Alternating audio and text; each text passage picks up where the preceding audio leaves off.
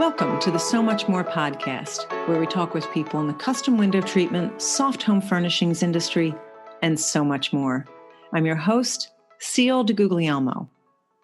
My guest on the podcast today is Bree Bacon. She is a dynamic business leader, speaker, and author with over 2 decades of experience at leading organizations. She holds an MBA from Duke University and a BA in Business Economics and Music from Wheaton College. Bree is a survivor of stage 3 triple-negative breast cancer. She brings grit, grace, and deep gratitude to her mission, which is helping people rise above burnout and tap into their personal best capacity. Her debut book, Your Elite Energy, launches in June 2025. In physics, energy is the capacity to do work. Elite means the best or most effective. Together, Your Elite Energy is about just that, investing in your personal best capacity. Bree is a passionate advocate for the belief that well-being is not a luxury. It is a crucial driver of capacity and potential in every area of life. Through her speaking and facilitation, she equips individuals, teams, and organizations to recharge, refocus, and ignite what makes them thrive. Bree is also a proud military spouse. Her husband, Neil, serves full-time in the Air National Guard, and together they're raising their much-loved daughter, Ileana. You can learn more about Bree at breebacon.com. I absolutely enjoyed talking with Bree and reading her book. I've not quite finished it at this recording, but I've already learned a lot, and I can't wait for you to hear from her today. Bree, welcome to the podcast. Thank you so much for joining me today. I really appreciate it. Thanks so much for having me. I'm excited for my listeners to hear about you and your book because you are a different kind of guest than I normally have on the podcast. And you've written a book. I have had a couple of people in our industry on who have written a book, but yours is not anything to do with window treatments. No, not specifically, but if you're an entrepreneur, you might need some of the advice in the book. I absolutely agree with that statement. So why don't we start by having you introduce yourself, tell us a little bit about yourself and what brought you on the journey to write the book. You're obviously going to tell us about the book, but this specific book, why did you write it? Yeah. So Bree Bacon, I'm author of Your Elite Energy, and a little bit about the title. So energy in physics stands for the capacity to do work.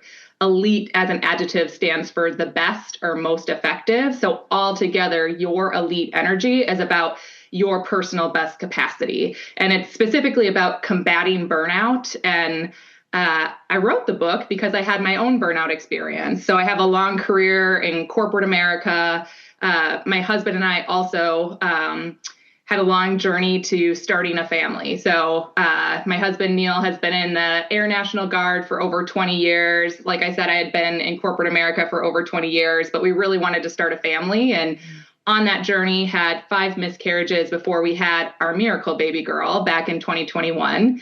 And when we finally had her, I wanted to give her 110% because we had had such a long journey and, she was such a miracle and such a gift. At the same time, I wanted to give 110% to my career and my team. I've always been an achiever. I've always been highly responsible. And I say it worked for a short period. I was doing it all. I was giving 110% to my daughter. I was giving 110% to my team until it stopped working. And I started to have panic attacks and burnout and ultimately crashed and burned. And at the time, I was looking for advice and sought out therapists. What am I doing wrong? How do I change all of this? And there was no system. The advice was all over the place. And, when advice conflicted, I was like, whose advice is right? And so At the time, came up with this framework and, feel very passionate about getting it into the world to try and help other people that are trying to combat burnout. And I think, Bree, the conversation around some of this has changed dramatically over the years. I think when you and I first spoke, I was telling you that there was a person in our industry who I had interviewed and just kind of casually said something about what's been one of your biggest challenges. And she said, I have crippling anxiety. And I was like, that's not the answer I was expecting. But, and I'm not, I hope I did it justice and I hope I asked the right questions. But she offered advice and some suggestions that so many of my listeners found helpful that I realized that this is why we need to be talking about it. One of the things in particular that she talked about, I had never experienced, but now experience on a regular basis, and that is falling asleep and about 15 minutes later jumping awake with some thought about something. And I was like, yeah, I remember learning about this from her. But it's not, we don't talk about these things. And the people who are listening to this podcast are entrepreneurs, and they are used to giving 110% to everything. And that math does not work out. It does not. Like, it might work in the short term, but then as you continue to go on and, I talk a lot about this in my book of the science and the research behind it. But if you're wanting your best capacity for your work, your company, your family, yourself, over time, burning the daylight at both ends isn't the way to get that best capacity. And it's counterintuitive because in the moment you're like, okay, let me rev myself up and get through this hard thing. But when you keep doing that over and over and over again, ultimately it actually hurts your capacity. Correct. So the thing I think that I've seen recently, a couple of memes where my husband just cured my anxiety. He told me to relax. I wish I had thought about that before. And as you're saying, like conflicting advice and conflicting suggestions, and how do we parse through? And I've read most of your book. I've started some of the exercises. But why would somebody listening not say, okay, here's one more person telling me how to do? What's different about your elite energy that people would find helpful? Yeah. So when I was going through my own burnout experience, same sort of thing, right? Like, people would be like, try yoga, go for a walk, like go garden. And I'm like, I don't have time for those things. Like, what are you talking about? I have too many responsibilities, too much to get done. And that's just going to stress me out more because then my to-do list is going to get higher and higher and higher. I think the other thing when I was burning out, and I laugh about this story now, but at the time I was seeking out so much advice because I wanted to know the right thing to do to help myself. But advice is all over the place. Like I laugh because at the time I got targeted by 2 different social media posts, one of which was saying, make your bed every morning, have the discipline of making your bed. And then the very next post was, don't make your bed. It's hustle culture. Like what? And I'm just sitting there like, this summarizes like my pain point right here of like, I'm getting 2 very different opinions. Yes. And whose opinion is right if I'm trying to help myself, right? So that's where this elite energy is a framework, and how you fill it in is very personal. So I take Newton's pendulum, which in physics teaches all about the conservation of energy, and I use it as a parallel for your own capacity and your own energy, and then walk you through the exercises to make it personal, because what you do for your best capacity is going to be different than what I need to do, which is going to be different than, our neighbors next door or the next entrepreneur. And so taking that time to say, okay, let's think about each of the components, which I'll walk you through what those are in a second. And when I'm at my best capacity, what am I personally doing for each one of these components? Mm-hmm. And so the base, so if you imagine Newton's pendulum, which if any of you have ever seen the desk decoration of kind of the 5 balls and they click back and forth, and I love it because in physics, it teaches about the conservation of energy. So when we think about our own capacity, I'm like, this is a great just visual and parallel. Yes. So the base is your personal values and beliefs, what you want to represent each day, what you want to ground in, that is your foundation. What I call the core 3 balls, your mind, body, heart, is what you do for your mental health, your physical health, and your relational health. Mm-hmm. And then the end 2 balls are what do you do to rest and recharge, and what do you do to reach and challenge yourself. And I talk about health being a state of being or a goal. Wellness are the actions, the decisions that you make to support that state of being or goal. And then well-being is how the whole ecosystem works together to support your personal best capacity. Mm-hmm. So I admitted to you before we started recording, I haven't quite finished your book, but part of the reason is because the exercises are so easy to do. And I'm the kind of person that, you can read through this book and come back. Nope, not coming back. I'm just not going to make time for it. So I knew that if I didn't start to do them, but that was one of the things. They're very easy questions to answer. And I like that you incorporate stories about other people's experiences. You give the reader a chance to answer some questions to help determine for yourself. And it's not exhausting. It's not, I don't have to spend 3 days meditating to come up with any of these answers. But then you also share your side of things to help kind of give examples, and not to say you're very clear in the book, like your journey is going to be different from anyone else's. And in fact, you include some information about your sister Amara, which is how you and I met. Amara is works for Cushion Craft, which many of my listeners know about. And she has a very different way of doing things. We've talked about the Gallup Poll strengths. And Yeah. it's so funny. One of my guests recently mentioned it. And it literally was sticking up in a file at the back of my desk. And it's been years since I've taken it. And I Yeah. pulled it out, and you said gathering information. That is one of my strengths. However, when we gather too much information, we don't often act. And that was one of the things that it made it simple for me as I'm going through all of this to kind of go, oh, okay, all right. And to narrow things down. And sometimes my answers were similar to yours, and sometimes they were very different, but I didn't feel right or wrong. I felt like, oh, this is the direction that I need to be going in. Mm-hmm. Yep. I love it. And that's the point, right? Like I talk about in the book, like I give the example for the heart, which is the chapter that Amara is in her story, because we are very different in our relational kind of health and wellness, but also my husband of, okay, as I think about what I need to do for my relational health, like a night out with my girlfriends might really fill my cup and my capacity, but for my introverted husband, that sounds horrible. And so, the components stay the same, but what you do to like help that part of yourself and your capacity is very personal. And you're the one that knows yourself best and can actually do that self-assessment to say, what am I doing when I'm at my best capacity for this component? Right. And so I want to quote something from the book. I should have listened to my body sooner, set clear boundaries, and taken time to care for myself. In that season, I thought I had to do it all. I convinced myself I was strong enough to push through, to keep giving, even until there was nothing left. And then I collapsed. If you couldn't see this happening, how could any of us see this happening, is my question for you. Like, you were thinking about all of this, and yet you didn't see it happening. Do we need input from others to help us stop and stop the burnout train? And do we believe them when they tell us? Isn't that such a hard question?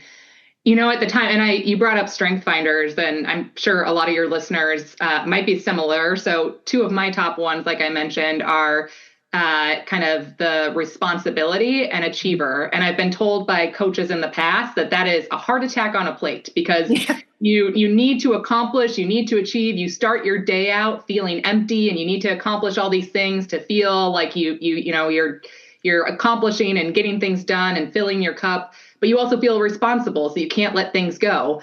And so at the time, with my daughter and my work and, family and all the things that come at us, right, in a day, I felt so highly responsible, and I felt guilty for, letting things fail or saying no. Cause I'm like, this is my responsibility. This is my honor. Like I'm honored enough to have a daughter. I'm honored enough to have this like role. I'm honored enough to have the family. And, if I say no to these things or try and create some boundaries, there's a level of guilt. And I think part of being in that moment is sometimes you don't realize it. So sometimes you do need that outside, but you also have to protect yourself from too many opinions when you're in that mindset, right? So I think some of it is just a little bit of a journey of getting to know yourself, like what makes you tick, when are you burning out? And that's part of what I love about this framework now. And I think we'll talk about this a little later, of some of the exercises I love to do when I'm in that high anxiety, et cetera. But now this visual framework is how I check in with myself. Like if I'm feeling a little overwhelmed or I'm feeling extra exhausted, I do this mental check of, okay, am I staying grounded in what I want to represent, what I believe? Am I doing the core things I promised myself I would do for my mind, body, heart? Am I reaching too much? Like, am I, accomplishing is good. We love to challenge ourselves, try hard things. It's part of being human. But am I doing that too much? And I need to give myself a little bit more room to relax and say no and recharge and not accomplish things. Or Right. am I bored and I need a new challenge and I need to say no Right. to some things so I can make space for a new adventure and a new challenge. And so it just gives me that visual framework to check in with myself. And Right. I think part of that is just learning that about yourself because like I said, sometimes when you're in it, when you're younger, you don't realize it. But as we go on this journey, you start to learn more about when you're getting into that burnout zone. Right. So speaking of learning, this surprised me. In the book, you said you doubt your own competence and effectiveness in handling your responsibilities. Areas where you previously felt competent, you now doubt your skills, knowledge, or abilities. I see this frequently in my industry. You may second guess your decisions or constantly worry about making mistakes. You may feel like you are not deserving, attributing your past successes to luck or good fortune rather than your abilities, achievements, and hard work. Bree, this surprised me as a consequence of burnout. I think about imposter syndrome and fear of not being enough, not as consequences of burnout, but of other things. I'm not sure what I can attribute it to, but I don't think I've ever thought about them as being part of burnout. And it makes sense, but I hadn't thought about it. And a lot of your research has to do with companies and corporations. So, can you point any of that towards solopreneurs with that particular problem? Yeah, for sure. And it was surprising to me too when I started down this road of burnout and research. And, the World Health Organization points to kind of three different components, and they make it very clear that you don't have to have all three to be on the path to burnout. You could have one or two of them, but you're exactly right. So, first, that feeling of exhaustion, like just physically and emotionally drained, that sense of disengagement. And then you're right. The third one is you start to lack confidence. And I do think lack of confidence can be related to other things as Yeah. well, to your point. But as a component of burnout, I talk about in my book, I don't think I realized it at the time, but I felt number one and number three really, really intensely. Like I was just absolutely exhausted. I was never disengaged. Like I actually probably cared too much. And so never fit Gotcha. that kind of bucket. But then I very much lacked confidence in my ability to be a mom. Am I doing the right thing for my daughter? And then also with my team of, am I leading the right way? And so I think as a solopreneur, entrepreneur, you have a lot of that same pressure of, you don't have necessarily a boss or a coach or an advice to say, am I doing the right thing? Should I take this job? Is this the right, branding or marketing? And, that's a lot of pressure. And so you can probably doubt a lot if you are taking on a lot of different things of, was this the right move? Should I have done it this way? And so I would just say, and this is hopefully one of the takeaways in my book of, giving yourself a lot of grace, especially if you are an entrepreneur, like that is hard, right? Like there is no defined path. You are defining it for yourself. And so I just hope that you give yourself a lot of grace and also a lot of knowledge that no one has it figured out, right? Like, I think every entrepreneur ever has gone on that path of self-doubt and am I doing the right things? And you're going to do some things wrong, right? And so giving yourself the grace that that's just part of the journey and you are going to fail. And when you fail, it's part learning and part growth. Right. And I talk a lot to my listeners about the fact that I hate making mistakes, especially if they're going to be in front of other people. Right. And I had a very valuable experience. I was at a industry meeting where someone was teaching us a new technique, and I forced myself to volunteer to be one of the people who stood up in front of other people and it was not a pretty moment. And guess what? I made a mistake. I used the wrong piece for the wrong thing. And literally, Bree, my whole body just froze. And I thought, oh, now they're all going to find out what a fraud I am. And the woman next to me went, oh, here, use my piece. And that was the end of it. I learned to slow down, listen to the instructor so that I wouldn't use the wrong piece. And I learned that the people I work with are so gracious and wonderful that somebody literally handed me part of their window treatment so that I could keep going. So, but that literally, I think I probably started to sweat. My body froze and I'm like, I just made a mistake in front of a room full of people. And that's uncomfortable. I don't like that feeling. Yeah. Well, I especially hope if you're an entrepreneur, there's this expectation that you're the expert, that you know it yes, all, right? And I mean, I yes. feel that now as a new entrepreneur doing this whole book and speaking and, consulting business. But I think the thing to remember is none of us know it all. And like failure is just a part of this journey. And you are so courageous for being on the journey, because I think a lot of us fear failure. And so you're Yes. the one going out there and actually putting yourself out there and is on the journey and is willing to make mistakes in front of others and learn and grow from it, which is awesome. Yeah, and I think we do forget that a lot. So I'm Mhm. curious, Bree, you found yourself literally in the hospital. Mhm. Then you struggled with a cancer diagnosis. Did you ever consider quitting during any of this? Like, did you think it's time to walk away and do something else and not the book? Like that wasn't the thing that was going to be what you worked on?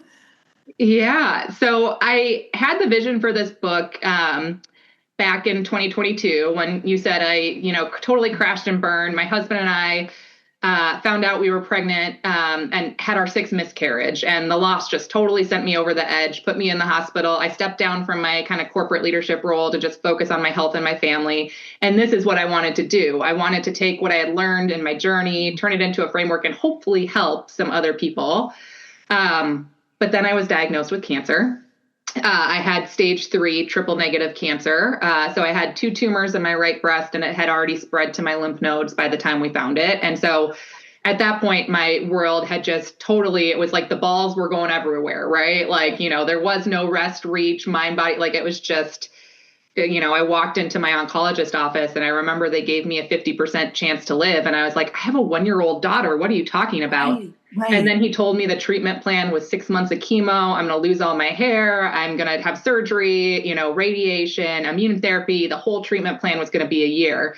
And I just remember being like, where's my 10-day pill? Like, Right, what are you right. talking about? I have no Yeah. history of this in my family. And so, during that time, the dream of this framework and book kind of went on hold as I just clung to my foundation and my values and beliefs. And when I finished my last immune therapy treatment, I promised myself, okay, this dream I had pre-cancer, I really feel like it needs to be in the world. So I found a Mhm. publisher and a program.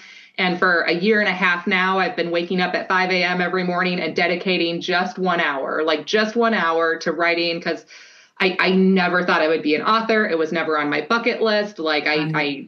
writing is not my thing. I prefer math and, science and all that stuff. But I felt so passionate about someone needs this framework out there. And so I didn't. I stayed focused on like the mission and the goal. And it wasn't until I finished the whole book and I had it in editing and I was about to submit it that I had this moment of like, is this silly? Like, should this be in the world? Like, what am I crazy? And my Right. editor at the time, thank goodness for her, was like, absolutely, this needs to be in the world. Like, she was my coach. She stopped being my editor and started to be my coach of like, yes, this belongs in the world. You are going to help a lot of people. Like, and so I did. It got to the very end and was about to push, publish. And that's when I doubted myself. But luckily, I had a wonderful editor who's jumped in and encouraged me to press on and put it out in the world. Okay. And at some point I will talk about challenges, but for somebody like you, some of these challenges seem pretty small after battling cancer and dealing with the loss of 6 miscarriages. I mean, we talk about challenges sometimes and we don't understand that people around us are going through things we can't even begin to imagine. And the things that seem to affect us on a day-to-day basis are really nothing compared to what some other people have to deal with. So we'll get to the challenges in a minute, but one of the things that you talk about in the book is the levels of cortisol that our Mhm. bodies create under stress, and cancer treatment and cancer recovery, like all of these things are incredibly stressful.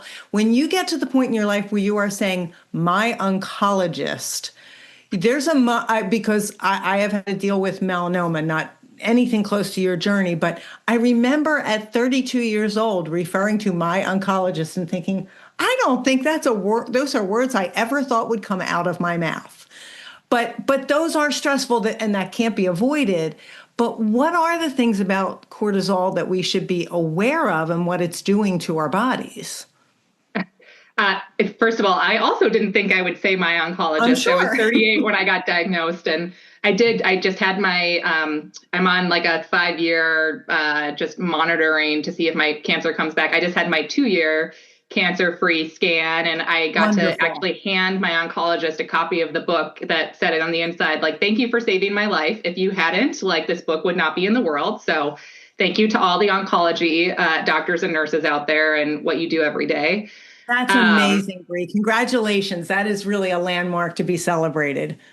Thank you. Thank you. I know it's actually my last summer was my 1 year of being cancer free, and I ran my first ever half marathon to just celebrate life. And in a couple Wow. of weeks, I'm running my second ever half marathon. I'm going to turn it into an annual just celebration of, life after being in bed for 6 months and, Yeah. being in probably the worst health of my life to actually have to be so grateful that I actually get to move and get to Yeah. challenge myself and get to experience life. So anyways, it's Well, my annual. congratulations, because that's an accomplishment too. I ran a half marathon once, and when I finished, I turned to my sister and said, I don't ever want to do that again for as long as I live. Well, I should say run. I am not a runner, but just getting it done, right? Even if I Oh, walk part of it, if it's you like, ac- you get from start to finish, you've done it. It doesn't matter how. exactly. You are off the couch, you are doing it, like you are living life. It is an accomplishment, even if you have to crawl across the finish line. So Agreed 100%. yeah. But so in my book, and when we get into the framework or whatever, I provide a little bit of research around like why investing in your mind, your body, your heart, like why these components are important, whatever you do for them, like why you need to think Mhm. about them. And one of them was that, that increase in cortisol and what it does, the damage to your system over a period of time. I think it's unavoidable to have stress in our lives, right? That's just life. Right. But it's that sustained stress, that sustained cortisol, which there's a great quote in there about how that over time can literally cause your brain to short circuit and shrink. Yes. And so, Yes. you got to think about, okay, I think some of us in this pull yourself up by the bootstraps culture, we think that by just continuing to push ourselves, like we're accomplishing, being Right. responsible, we're, living the dream. And, but actually you're hurting your capacity over time. And I had Right. a great opportunity to talk to Dr. Adams, who was a former Surgeon General, about the concept in the book. And he's in my chapter on reach and rest. But we were talking about how we have this pull yourself up by your bootstraps culture.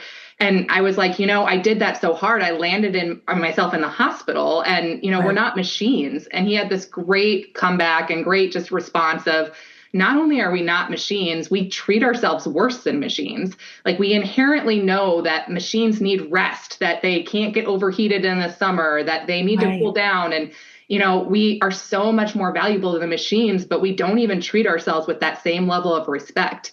And I love that because it's kind of so true. Like we have this intuition about other people, Right. machines, animals, et cetera, but then we treat ourselves like we should just be able to push, push, push through. But really that harms ourselves and our capacity over time. Hmm. And I think just even the analogy to machines, most Mhm. of us in this industry are using industrial machines, and it would never Yeah. occur to us to continue to use a machine after it's out of oil. Some of us may not be paying attention, but that we do treat our machines with more respect than we do our own bodies. Yeah. And I've seen as our industry is aging. Some of us are having injuries or repetitive use injuries or working in conditions that are not healthy for us. And it never occurs to us to stop and reevaluate and say, how can I make this better? How can I take a break from it? How can I respect my own machine Hmm. with the same way I do the machines that are in my shop? Yeah. Yeah. And I love that line of we are so much more valuable, but we're not even treating ourselves to that same level of respect. It's like if you do that for your machine, how much more should you do that for, your yourself, Right. And I feel like there are a lot of us who, talk about, oh yeah, I have my guy come in and he services my machines once a year. But if my machines break down, man, I'm in trouble. Well, what if this machine breaks down? And Mhm. what if this machine is not working properly and ends up in the hospital or whatever? So Mhm. I felt like there was a lot of your book dedicated to the cost of stress Mhm. and burnout. And some of what you do is at some of what you refer to is at the corporate level, but I can't help but wonder what effect this has on solopreneurs, entrepreneurs, small business owners. It's devastating. It's Yeah. one thing for a corporation to have to spend $10,000 or $100,000 or more on employees lost work days or lack of productivity because people are burnout. But if you're the only one doing the work and you're burnout or worse, you've injured yourself or you've ended up in the hospital, there's no income coming in. And so I wonder if you could speak to that in particular. Yeah, for sure. I know part one is all about setting up just the problem of burnout. I mean, the stats in the beginning, so many of us are feeling at risk of burnout, right? So Right. it is a wide problem. I put a lot of statistics in there around corporations, et cetera, because that's a lot of the data out there. But the same principles apply, right? It actually triggers for me, like as I've been talking to people about this concept, they're like, nurses need this, real estate agents need this, teachers need this, entrepreneurs need it. And I'm like, man, I got to do your elite energy entrepreneurs. I need to do your elite energy nurses because there's so many Right. nuances to like every different like industry or job, career, parents, et cetera. But for entrepreneurs, it's the same thing, just at a smaller scale, right? Like Right. if you're a solopreneur, like you are the business. And so there is Right. no like, oh, let me go recruit somebody else or let me go, do this. Like all the consequences are you and your business. And so you're Right. exactly right. Like, hey, this happens in corporate America and places that have large talent pools, but it's also true for you, and how much more so because you are it. Right. And there's nobody else. Yeah. Yeah. So you got to protect it even more so. I've been actually, now that I am also on the entrepreneurship train and have left corporate America to fully do this, I'm having to remind myself of like turning myself off and giving myself breaks. Like before we started recording, you were talking about sleep, and I used to be able to work all night when I was in my 20s, and Right. could pull all nighters and work. And now that I'm in my 40s, it's like my body can't do that anymore, but I still have the desire to sometimes. And, Yes. now that I am my like own owner and entrepreneur, it's, I could work all night long, but Yeah. I did it the other night. I worked until like, 8:39 or whatever, and then tried to go to sleep, but I couldn't because I had worked into the evening. My brain just started to swirl of all the Yes. to-dos and what I didn't get done. And I had a horrible night of sleep. And then the next day I had terrible capacity. And so I've had to Right. put my real strict rules in place of, hey, I need to like wind down at night and Yeah. spend time with my daughter. And, if I don't get things done, I put them on my list at the end of the day, or I schedule it into my calendar for the next day, and then remind myself that I got to say no to some things if I'm going to do these things well the next day. But I can't Yeah. let myself get into that habit of working all night long because it just makes it so I can't sleep. And if I can't sleep, I can't have my best capacity the next Yeah. day. It's interesting that you mentioned that, Bree, because we've talked about that quite a bit in our industry, and a lot of us have had to work with deadlines, and Mhm. fabric doesn't come in, but the install can't be moved, and things like that. And yeah, 30 years ago, I could work into the middle of the night and still get up with my kids the next morning and do what had to be done, and that does not happen anymore. And it's I think for me personally, I just can't function. And so I've Mhm. stopped even attempting to do that. It doesn't mean I always get a good night's sleep because there are other things that Right. interfere with it. And I'm starting to understand the value of a bedtime routine. And Mhm. I think my biggest problem is turning screens off. I Mhm. forget, I pick up my phone, I read a lot on my iPad, it's still a screen. So there are things like that that I know I could enhance my sleep routine a little bit better. But I want to mention one of the quotes that you talked about in the book. It's Viktor Frankl, and his quote: "Don't aim at success. The more you aim at it and make it a target, the more you are going to miss it. For success, like happiness, cannot be pursued. It must ensue. And it only does so as the unintended side effect of one's dedication to a cause greater than oneself. First of all, I love that quote. One of my questions in every podcast episode is, how do you define success? And I've never gotten the same answer, exactly the same twice. Oh, but I'm also curious for you, Bree, what's your definition and has it changed?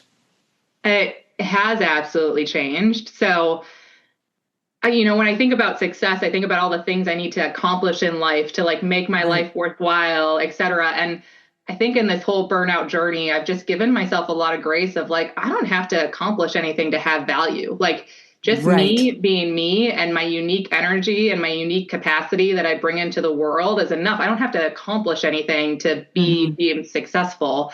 But I do have a new mission and purpose in life now of having gone through all these exercises myself. It's, it's not about trying to get the biggest house or make the most amount of money or become the best known person. It's just, can I help, at least one person understand how to get their best capacity and help them from this burnout, train to invest in themselves in this framework. And, I really hope it helps some people think about their capacity and their well-being.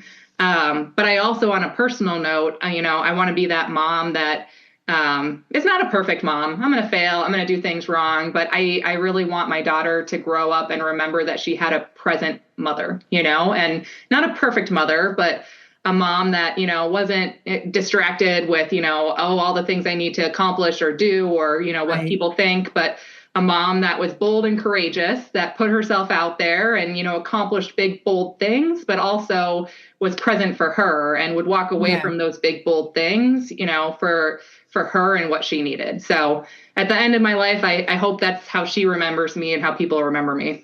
Yeah. Oh, I think that's a great definition.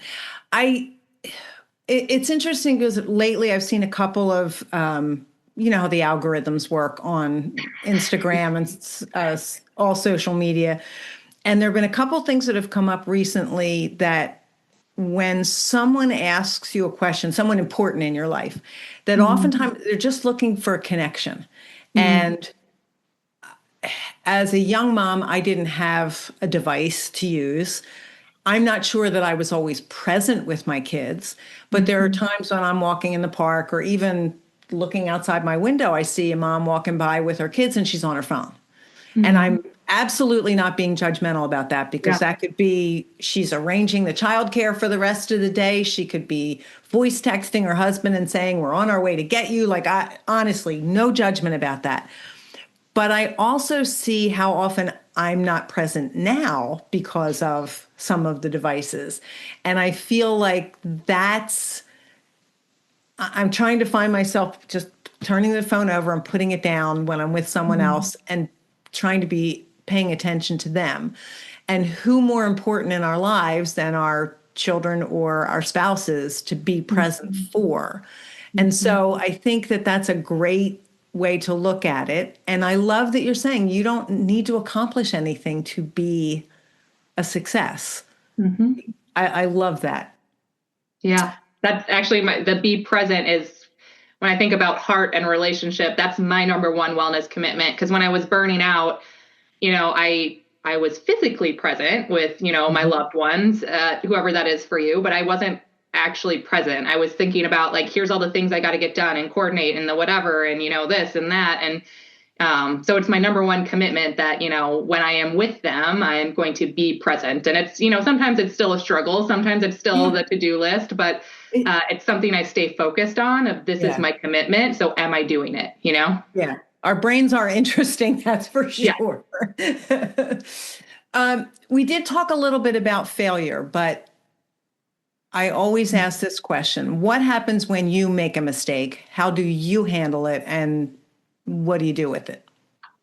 I've come a long way on this one too. So I have always been an achiever and a perfectionist. I remember I got my first A- in high school and just lost it. Like, I'm pretty sure my parents were like, what is wrong with this child? Like, but it was like, my perfectionism is ruined, like, anyways, I've come a long way since then of learning just that like failure is just a part of life. And it's actually a good part of life because you learn and grow. And, sometimes the ideas we put out there don't work, but they might work 5 years later or 10 years later, or triggers something else that might work. And so my husband and I have been very intentional in this entrepreneurship journey that we're going to try some things, and some things are going to work and some things aren't. And that's just part of being an entrepreneur and learning and growing. When I was at General Mills, actually, I was on an innovation desk. So I was in charge of coming up with new products, new ideas. And one of the first things they taught us to do, to look for inspiration, was going back to what failed 5 years ago, 10 years ago, 15 years ago, and re-bringing it back, because sometimes the timing just wasn't right. And something that failed 10 years ago might work now. And so I definitely don't see failure as a bad thing anymore. It's like, right. Okay, that didn't work. Maybe it would have worked 3 years ago or 5 years in the future, but I learned something, and something I try eventually is going to work, I love that as a corporate culture, though. Let's look at what didn't work before and see, but also for someone who's a perfectionist to be in that kind of role, because by definition, there are going to be failures there.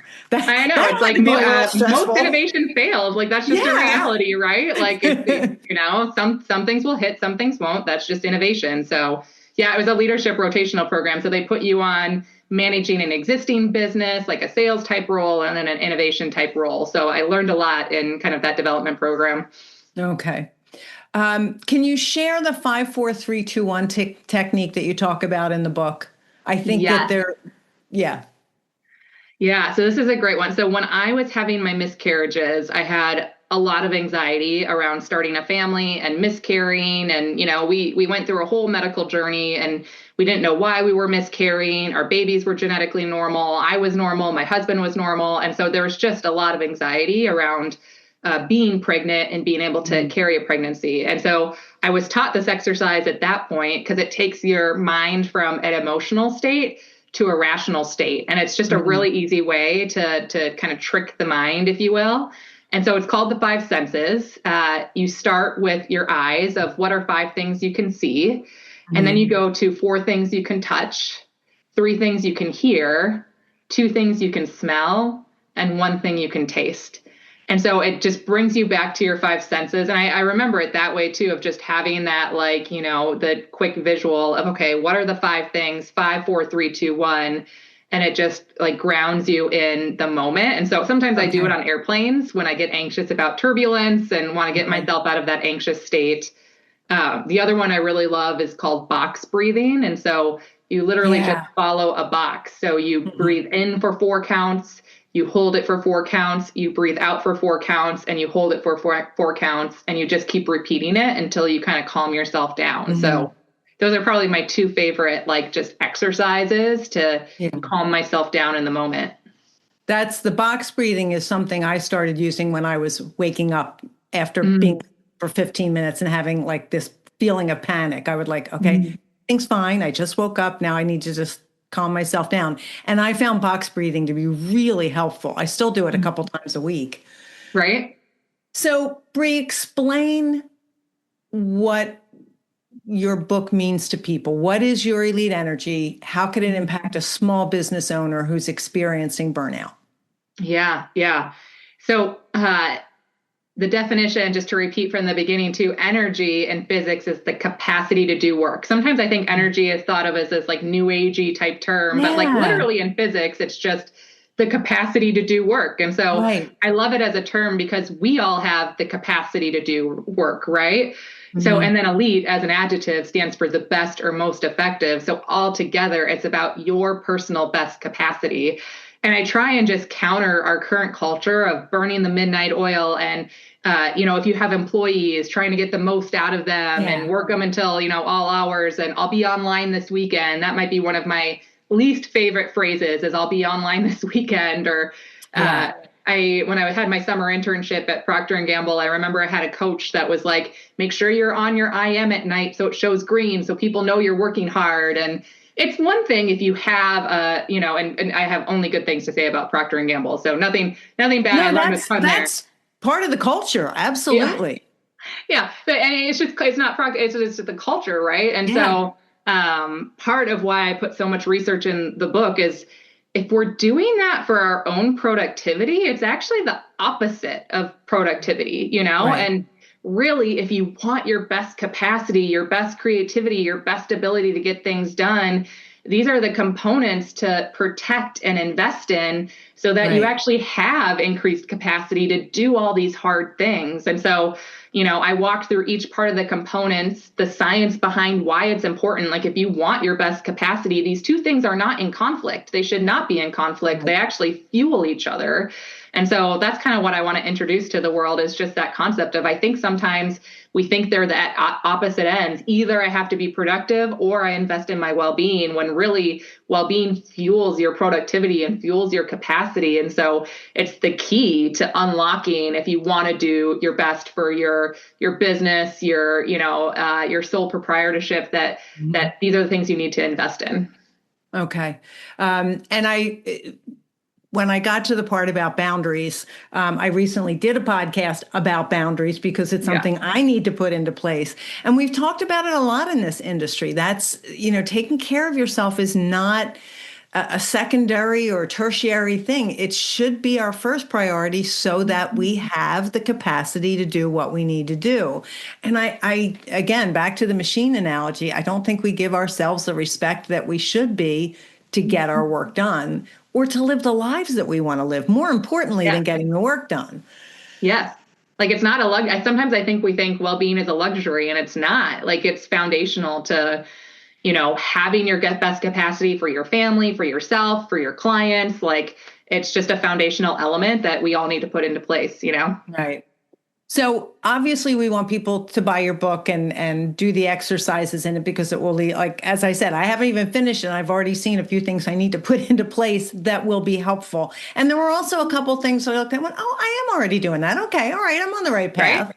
But what are the most important suggestions you have for the listeners or for your readers to take away from the book? Yeah. Uh, One, I think my number one is giving ourselves some grace, right? Like, we don't live in a perfect world. I start out my chapter on rhythm and seasons with just the fun fact that in a perfect world, Newton's pendulum would actually never stop going. Like, it would just keep going forever. And we don't live in that perfect world. Yep. Things come our way, hardships, hard clients, deadlines we've missed, the kid gets sick, you get sick. Like we don't live in a perfect world. And so giving yourself a lot of grace.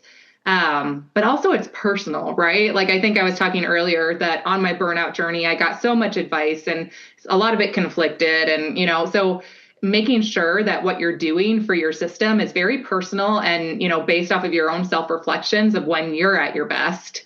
Mm-hmm. But then I think the third thing is just taking the time to be intentional. So you mentioned at the beginning I don't have time for this. And I've been there. Like I've been in that spot where I'm like, I don't have time for this either. But I think when you get in those busy seasons, it's doing the exercises so that you're ready for those busy seasons, right? And so taking the time now, whether it's, hey, I need to finish up a few extra clients and then say no to a few things. So I have the intentional time, but doing these exercises so you have the framework in place for when life gets hard or when life gets busy, so you know what to go back to for your best capacity, I think is really important. Okay, I love that. And I do remember talking with a member of our industry who decided to push back on her delivery dates. Yeah. And she went to 16 weeks. And my first, as I'm listening to her, I'm like, that's ridiculous. I'm like, wait, what would it have meant to me when I was at my busiest if I had said that? People will wait. And if they can't, then they're not the right person for you. They're not the right client for you. And we can set those boundaries and but if I had not heard that from someone else and if I had not put it in place ahead of time, like you said, having the framework, the next time someone asked me, when will this be available? I would have blurted out like the fastest turnaround time I was ever capable of, which doesn't happen in reality. Right. And also well, to your point, if the client says no, then they might not be the right client for you. Right. But then also making sure that you're putting in place those boundaries for the sustainability of yourself and your business. Right. great if you get one thing out the door, but then if you crash and burn, like that's not a sustainable long-term business. You got to put in place your quality measures, the amount of time you need for those quality measures, and a realistic timeline so you can sustain into the future. Right. That's good. That is good advice. So I'm asking this a little bit out of order. We talked about what your definition of success is, and I'm curious, especially since your daughter is 4, what's your greatest success so far? Oh man. Like I said earlier, there's all these things I want to accomplish in life and things I want to do. And I have a book now and, launch my own business. But I think the thing I'm proud of the most is being present with my daughter. Like actually every morning, just she loves to snuggle in the morning. She's still 4. And so, I think in my go-getter, I'm like, morning is the time when I can get the most done and push through. And, my brain is at its highest. And I just am so proud of myself that I am not missing this moment with her, and that, I wake up every morning with her and we snuggle and we read books and we have breakfast and get her out the door to school, and just, I'm not going to let that time pass me. And I'm really proud of myself for not allowing it to, and trying to embrace every one of those moments, even though there's all these other things I want to accomplish in life. Right. I love that. So Bree, I always like to ask people about other books. You are a book writer, an author, but are there any other books that you recommend to people, or a class or a podcast that has made a significant impact on you? Yeah, 2 books actually I'd recommend. There's one that I'm reading right now called The Choice, if you can see it. Oh, yes. Have you read this one? I have not. It's on my list. Yeah, so it's by Dr. Egger. She's a Holocaust survivor, and her story of resilience is just absolutely incredible. Also her empathy, like what she's been through. She still has so much empathy for other people's issues, problems. She personalizes, so I love that about her. But it also is just very encouraging, because someday I would like to go get a second master's and a PhD. And, growth is one of my foundational values and beliefs, is to always be growing and learning. And I always am like, am I too old for that? But she actually went for her master's and PhD in her 40s and graduated when she was 50. And I'm like, you are never too old. And she's made such a huge impact on the world. So I love that book. And then the other one I love is The Body Keeps Score.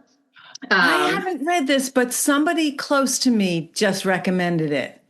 Yeah, when I was kind of going through my burnout and panic attacks and, all the things, I just was so mad at myself, because I'm like, why can't I control this? Like, my husband has been in the military for 20 years. He's been to the Middle East 7 times. He's been shot at. He's been like, I just kept comparing myself to harder and more difficult things and saying I should be able to handle this. And I think this book gave me a lot of grace of, the traumatic experiences I had been through with miscarriages, and, just that your body does keep score, and, you need to heal yourself. And so anyways, it gave me a lot of understanding of why my body was reacting the way it was to different things, and also taught me to give myself a lot of grace.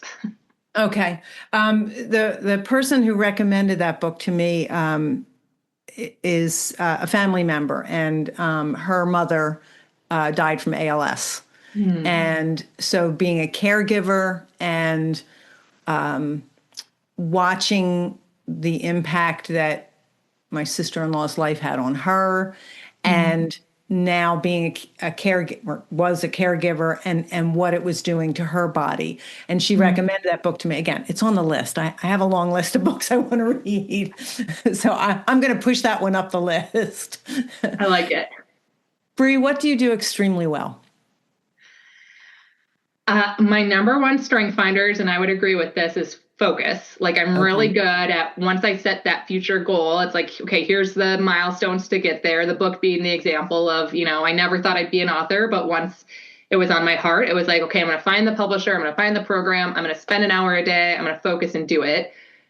So I'd say focus is my number one. The flip of that, though, is I would say my greatest weakness is also focus, because I can miss what's around while I'm like laser focused on the thing. And so I always love this story of when I was an undergrad, I had a friend driving me home from Chicago. I went to Wheaton College in Illinois for my undergrad. I live in Minneapolis, Minnesota. So, like 8-hour drive from Chicago to Minneapolis and, talking the whole time, whatever.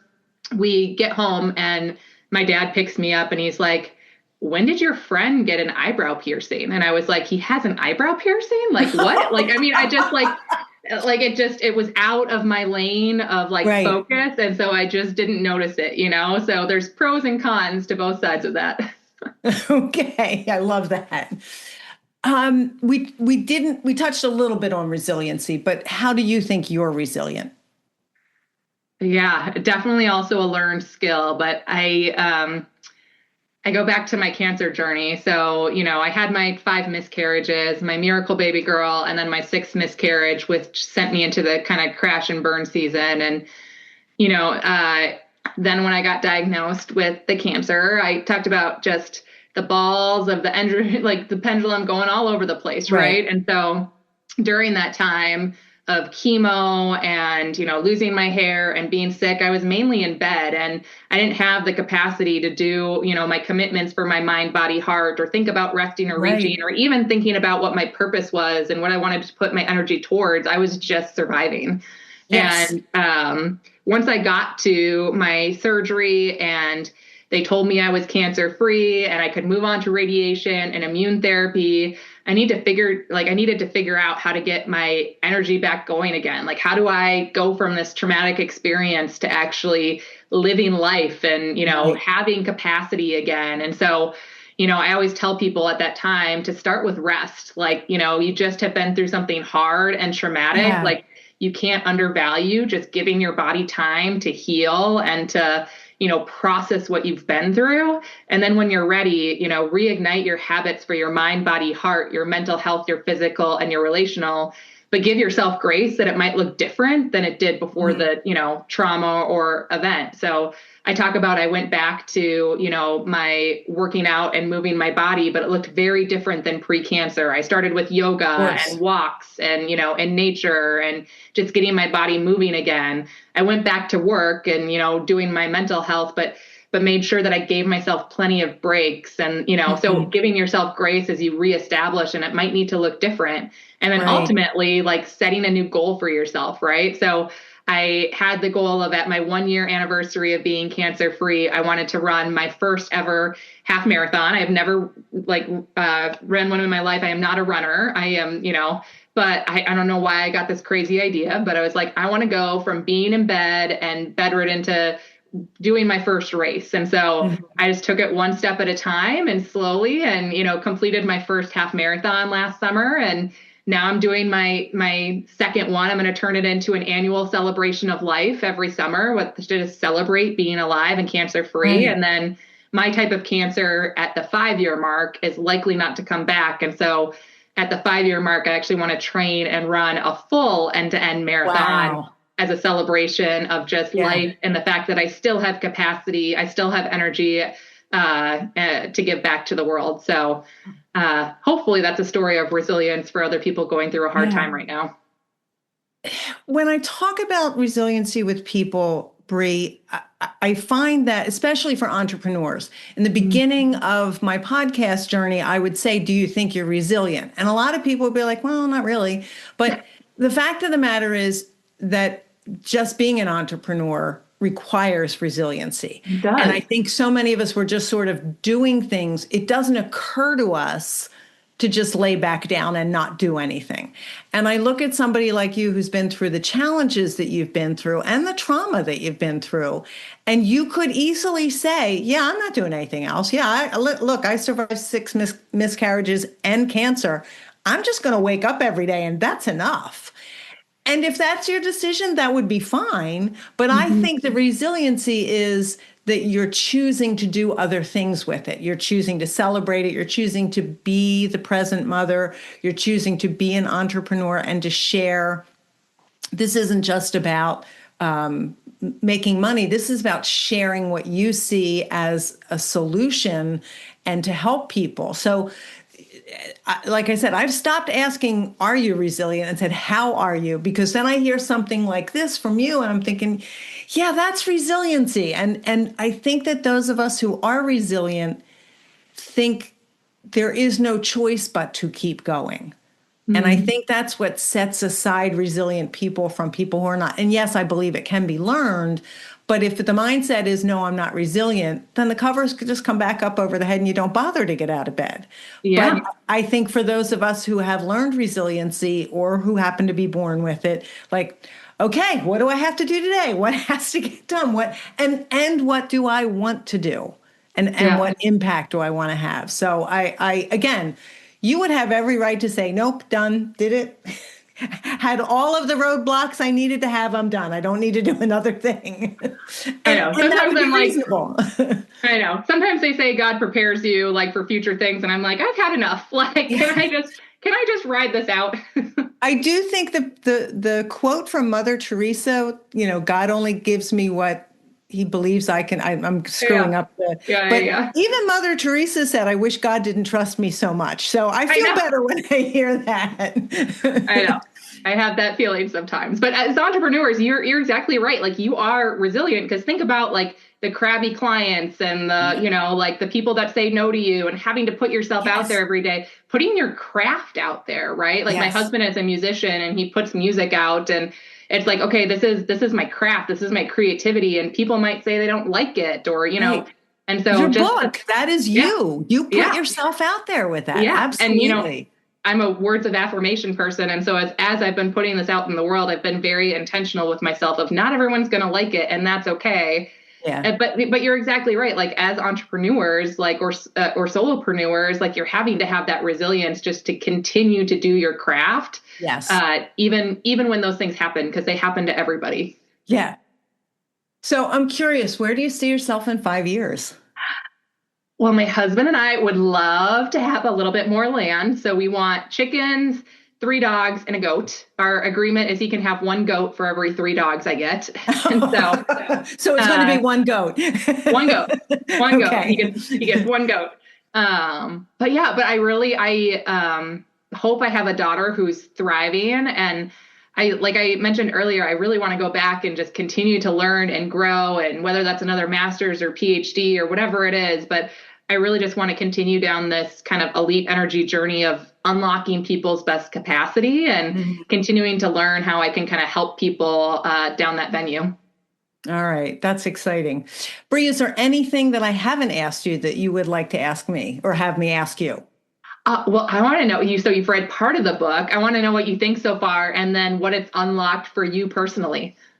So I mentioned how easy the exercises are to do, and it's made me realize that while I have some things in place, for me, meditation is very important. I start almost every morning with it. Years and years ago, I started finally getting up before everybody else. I'm definitely a sleeper, and I was always, especially as my daughters were growing, I would stay up late at night because that was the only time no one needed anything from me. Yeah. But what I also found is if I get up early, no one needs anything from me. And I felt more energized by that. And so I get up, it's just me. I write in a journal. I have a gratitude journal that I start most days with, and I meditate most days. And I exercise pretty regularly. I was a runner. And as I said to you, I ran a half marathon and said, I don't ever want to do that again. But I can no longer run, but I still walk. I still have other exercises that I do.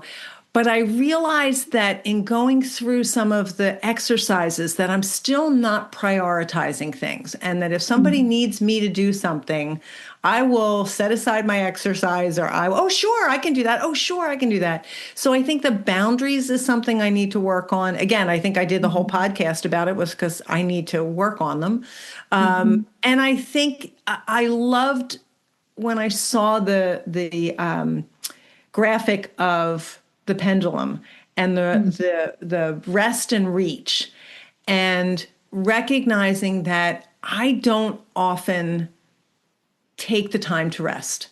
My husband was laughing at me yesterday. It was the last couple of days have been beautiful here in southeastern Pennsylvania, and usually in the afternoon I'll have a cup of half decaf coffee because if I have caffeine I'll never sleep. And I was reading something and I dozed off, And I like kind of woke up and I went, I have to get back to work. And my husband said, why? Can't you sit Mm. here for 5 more minutes? And I was like, it never occurs to me to take those kind of breaks and rests. And so I think I want to spend a little more time looking at why I'm falling asleep in the middle of the afternoon and taking a look at. The other thing is you talk about like what does bring you joy and what does bring you happiness. And there's a industry educator that we have who talked about buying herself a joy bracelet at Christmas time one year to remind herself that she was supposed to be happy. And I think that we don't find enough things in our day Mm. to bring joy and happiness. We expect other people to fulfill that for us. Mm. You go into a lot more detail in the book about your husband's career. And it just took me by surprise when you said he was a musician, because I'm thinking he's a military man and all these things. I'm thinking, that's so wonderful. Like, Yeah. what a curious juxtaposition of someone who's living this life of service and structure, and he's making music. I think that's beautiful. And I think that most of us don't do enough of that. One of the questions I often ask my guests is, do you do any sewing for yourself? Because a Mm. lot of us started this journey because we knew how to sew. Yeah. And part of the reason I was asking it was because I realized I wasn't making anything for myself and I wasn't doing any sewing for myself. And so now I'm making a very conscious effort to do more of that. Yeah. And sometimes it's something I can wear, sometimes it's something I can give as a gift, but I'm trying different things in my workroom and it really is bringing me joy. And I realize that when I don't get into my workroom in a whole week's time, I'm suffering because of it. And so it's Mm-hmm. no longer oh, if I have time, I'll do this. Now I'm blocking off time to just be in the workroom. Honestly, Bree, even if I just organize some of my fabrics and clean it up a little bit, I feel rejuvenated and I feel like, so it's important to find that. And Mm-hmm. those are the things that I think those of us who are entrepreneurs, especially the ones who started it because of a joy or a skill or something that we loved, we lose that very quickly because it Mm. becomes a business. And so Yep. I think so far in the book, that's probably been the most important thing that I have found. And so I'm really anxious to finish the rest of it. I love that. That's great. I'll want to direct people to you. I know you have a website and I'll put a link to that. Are you on Facebook or Instagram, or are you doing any of that kind of social media? I am. So yeah, the website breebacon.com. And then if you look for Bree Bacon author, you'll find me on Amazon, LinkedIn, Insta, Facebook, all the different socials. So Okay, yeah, I would love to great. connect. Okay, I will send people your way. So, as a final question, and I really could talk to you all day, Bree, what advice would you give to someone who might be experiencing burnout, other than, of course, buy your book and follow the suggestions in it? Like, if you're really almost in the hospital like you were, what would you suggest is the first thing that people need to do? Yeah, I would say give yourself grace and say no. I think when you're in that moment, you aren't sleeping, you're exhausted, you just feel all the pressure, and you really have to take care of yourself and give yourself some grace, even if people are mad, even if whatever, but like you need to prioritize yourself and say no and give yourself the grace and the room to get better and to heal from burnout. So that would be my number one, is even if you don't buy the book and whatever else, like if you find a therapist, a counselor, or whatever you need to do, just remember you are worth it. Your capacity is worth it. You bring that unique energy to the world. And so give yourself some grace and say no. I think that's really good advice. Bree, thank you so much for taking the time to talk with me today. I really appreciate it. Thank you so much for having me. I thoroughly enjoyed this conversation with Bree today, and I hope that you enjoyed listening to it. I recently did a podcast on burnout and boundaries, and it was after that I got connected to Bree through her sister Amara, who we mentioned in the podcast. Amara works for Cushion Craft, and I met her at the Custom Workroom Conference last year. I admitted that I had not yet finished Bree's book, but I've already started to look at some of the things that are taking my energy away from me, and what can I do to stop that from happening. And I'm really curious as I finish up the exercises, what a difference that can make. So I'd be very curious, once you've heard from Bree, if you decide to take a look at her book, what changes you might be thinking about making. In our industry in particular, we have so many deadlines that we have to meet, so many tasks as entrepreneurs that we have to accomplish, that it is easy to get burnout. And I thought there was some really great advice in her book, and I thought she shared some really great advice today. I really hope you enjoyed listening to Bree today. And if you buy the book, I'd love to hear if it has an impact on you. Thank you so much for listening. I hope you have a great day.